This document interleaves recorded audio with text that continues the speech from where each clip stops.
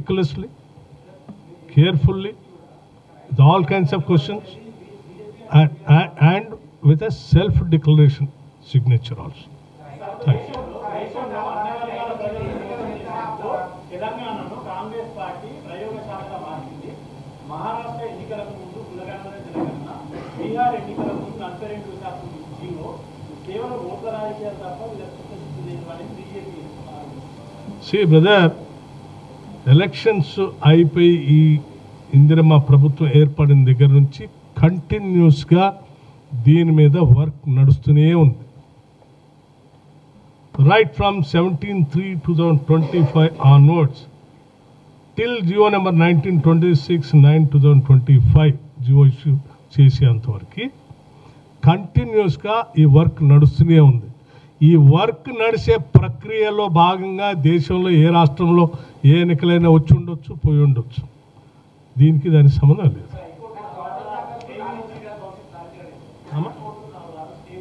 That's what, అది పూర్తి నేను ముందే స్టార్టింగ్లోనే చెప్పాను. పూర్తి రిపోర్ట్ వచ్చిన తర్వాత we will definitely respond.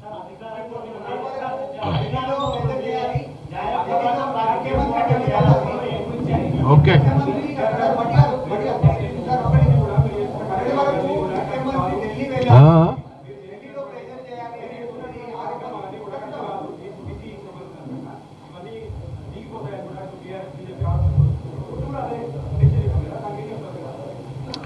మొదటి నుంచి కూడా చిత్తశుద్ధితో చేస్తున్న కార్యక్రమాలు. జీవోలు ఇచ్చే ముందు పెద్దలు భట్టి గారు చెప్పినట్టుగా ఒక శాస్త్రీయ పద్ధతిలో ఒక ఫౌండేషన్ ఎస్టాబ్లిష్ చేసాం. అదే సిపెక్ సర్వే ఆధారంగా. అంతకుముందు ఏం ఆధారం ఉంది? బీసీలకు రిజర్వేషన్ సుప్రీంకోర్టు మాటికి అడిగింది ఏంటి? మీకు ఏ ఆధారంగా రిజర్వేషన్ అడుగుతున్నారనే కదా. ఆధారమే సిపెక్ సర్వే వచ్చింది కాబట్టి దాని ఆధారం చేసుకుని రిజర్వేషన్ ఇచ్చినాము. సరే, ఇవాళ కోర్టు ఒక నిర్ణయం ఇచ్చింది. ఇది అంతిమ నిర్ణయం కాదు, 4 వారాల గడువు ఇచ్చింది. దీని మీద డెఫినెట్గా మా సిపెక్ సర్వే యొక్క మూల సిద్ధాంతాన్ని వాడుకొని ఫర్దర్గా మేము అర్గు చేస్తాం.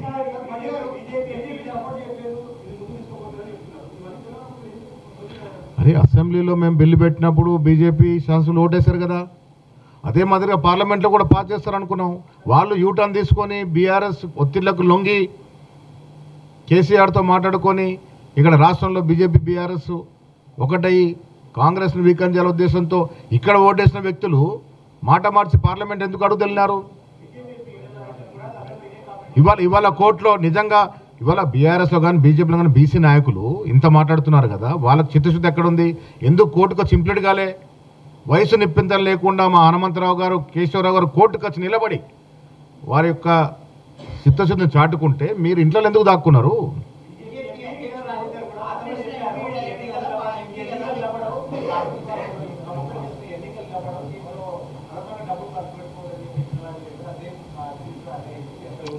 ఆయన ఏదో ఊహించి చెప్పి ఉంటాడు. ఈటెల రాజేందర్ గారు బీసీ నాయకుడు, ఆయన ఎందుకు దీని మీద పోరాడట్లేదు? నేను ఇవాళ మీ ద్వారా వారిని ఒక మాట అడుగుతా ఉన్నాను. వారు గొప్పగా మోడీ గారు ఒక బీసీ నాయకుడు అని చెప్పుకుంటారు కదా. ఇప్పుడు మేము మోడీ మీద పోరాడాం కదా, ఢిల్లీ గర్జించినాం కదా. మీరు ఎక్కడ దాక్కున్నారు అప్పుడు? పోనీ ఇవాళ బీజేపీలో పార్లమెంట్ సభ్యులుగా ఉన్నారు వాళ్ళు. మీరు కేంద్రానికి వెళ్ళి రాష్ట్రంలో తెలంగాణలో ఒక రెడ్డి ముఖ్యమంత్రి అంటే రేవంత్ రెడ్డి గారు ఇంత చక్కటి చట్టం తెచ్చారు, ఇది బీసీలకు ఉపయోగపడే చట్టం. మీరు దీనికి చట్టబద్ధత కలగజేయండి. మీరు ప్రధానమంత్రిని అడిగే రీతిలో ఎందుకు లేరు? మీరు అడిగే స్థైర్యం ఎందుకు చేయట్లేదు? మీకెక్కడ చిత్తశుద్ధి ఉంది?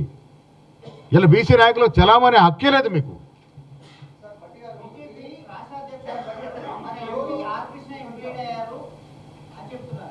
ఆర్ కృష్ణ గారు స్టేట్మెంట్ నా దగ్గర ఉంది. చాలా చక్కగా జీవో ఇచ్చారు, మంచి పని చేశారు, వీల్ గో ఫర్ ఎలక్షన్స్ అని. అదే ఆర్ కృష్ణ గారు జీవోని సమర్థించారు, చట్టాలను సమర్థించారు. ఆయన బీజేపీ నాయకుడిగా ఇంప్లీడ్ అయ్యి అనుకోవట్లే, ఆయన ఒక బీసీ నాయకుడిగా ఇంప్లీడ్ అయ్యారు.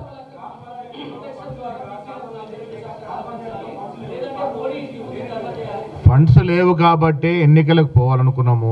మాకు చిత్తశుద్ధి ఉంది, మేము ఇచ్చిన కమిట్మెంట్ ఉంది కదా, 40% రిజర్వేషన్ ఇచ్చి పోవాలని చిత్తిస్తూ అన్ని ఆప్షన్స్ అవైల్ చేసుకున్నాం. భవిష్యత్తులో అవైల్ చేసుకుంటాం. Thank you.